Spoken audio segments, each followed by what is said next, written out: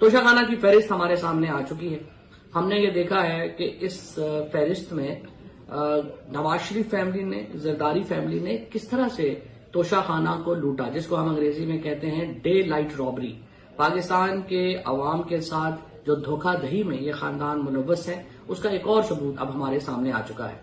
پچھلے 15 مہینوں سے انہوں نے عمران خان کے اوپر، بشرا بیگم کے اوپر جس طریقے سے الزامات کی بوچھاڑ رکھی، توشہ خانہ کو لے کے اربوں روپے کے اشتہارات دیے گئے، معلوم ہوا کہ یہ سب تو خود اس حمام میں سب سے زیادہ نہا رہے تھے،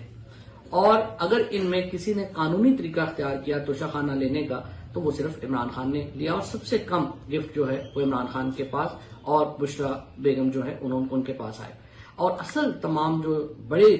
جس طریقے سے اس کو مس یوز کیا گیا وہ تھا جو کہ زرداری اور نواز شریف نے گاڑیاں نکلوا لی۔ مرسیڈیز بینز گاڑی 6 لاکھ روپے میں نکلوائی گئی، اسی طرح سے BMW گاڑی ٹکوں کے عوض جو ہے وہ نکلوائی گئی۔